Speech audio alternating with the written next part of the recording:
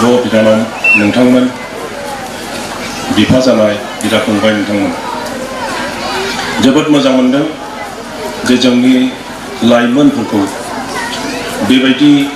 बोसोरसेयाव खेबसे केम्प बानायनानै जोंनि समाजनि सम्पर्के गावनि व्यक्ति जीवननि सम्पर्के न'खरनि सम्पर्के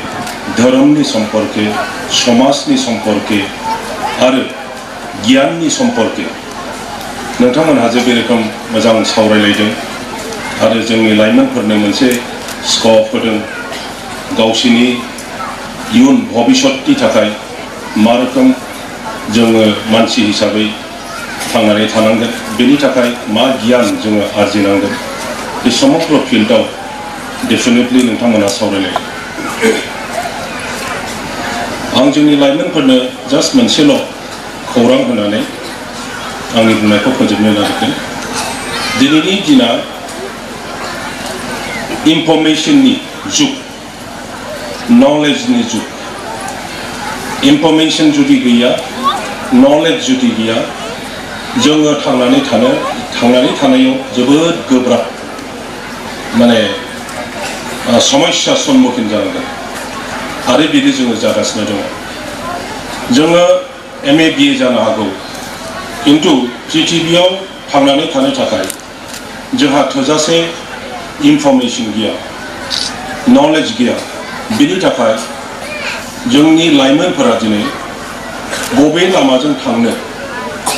बयबो मोजां साख्रि मावनो लुबैयो मानसि गिदिर जानो लुबैयो नाथाय बे नलेज आरो इनफरमेशन गैयैनि थाखाय जोंनि फिसाफ्रा दानि लाइमोनफ्रा ओरैबो थांनो हाया ओरैबो थांनो हाया जादों दिनै खुनुरुखुमै जों बयनिबो बे लाइमोनफोरनि बिमा बिफा बिदा फंबायफोरनि सेक्रिफाइस खालामनायाव जोंनि ओनसोलाव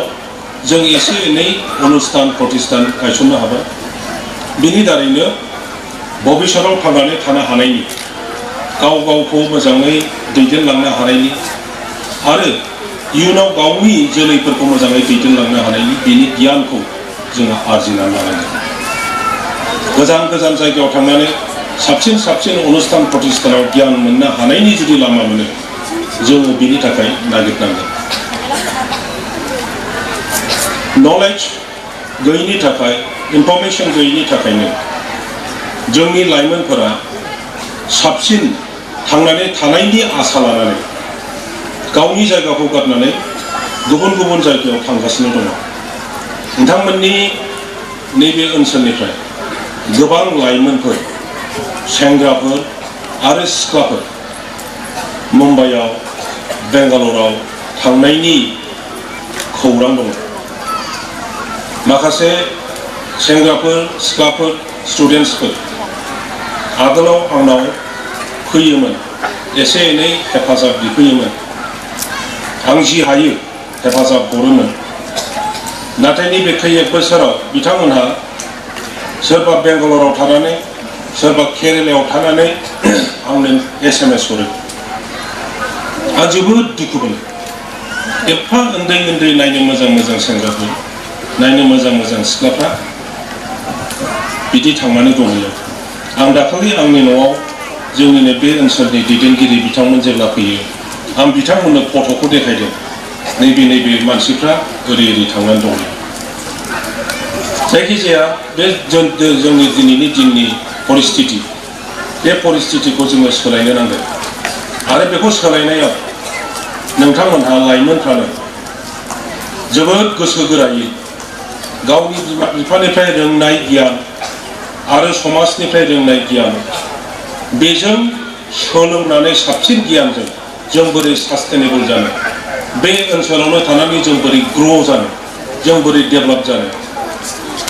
बिनि थाखाय जों सिन्था खालामनांसिगोन खामानि मावनांसिगोन आं दिनै जोबोद मोजां मोनदों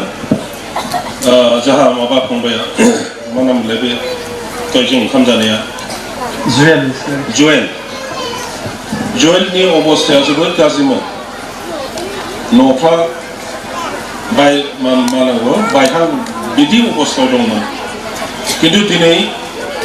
3 बोसोरनि उनावहाय आं बाहाय फैफिनदों बाहाय फैफिननानै जायगाखौ आं साबसिन ग्रीन नुदों आगोलाव गय बिफां गायनानै लानोबो एफर्ड खालामनो हायामोन थाखा फैसा गैयिनि थाखाय किन्तु बयबो एसे खस्थ' खालामनानै दिनै जि गरसे गरनै मोनदों बेजों सास्टेनेबल इक'नमिक डेभेलप खालामनो थाखाय बयबो सेस्था खालामदों फ्राय मानसिफ्रा गय गायदों खेथि खालामदों फैनानै ग्रीन माने गोथां नुफैदों आगोलाव बेबायदि गय बिफां खान्थाल बिफां गैयियाव जोबोद बोरैबा नुयोमोन किन्तु दिनै साबसिन नुदों जुवेला गाव थानोखिनि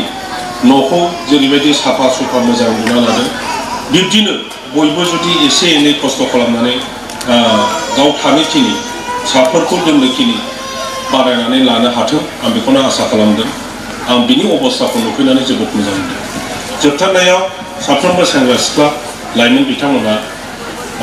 नैबे केम्पनि दारैहाय जेन' मोजां गियान सोलोंनानै लाङो आरो भबिष्यताव गावखौ जिखुनु फिल्डआव साख्रि मावनायल' नङा फिल्डआ साख्रि मावनानै थाखा आरजिनायाल' नङा दामनाय देनायाव मोसानायाव बायदिसिना आर्ट बायदिसिना गोबां फिल्ड दङ फिसानिफ्राय गिदिर जेन' स्कप दङ बेफोरखौ उननि समावहाय आरो साबसिन सोलोंनानै गावनि भबिष्यतखौ दानो हाथों बेखौनो आसा खालामनानै आं बुंनायखौ बेयावनो फोजोबबाय गोजोन्थों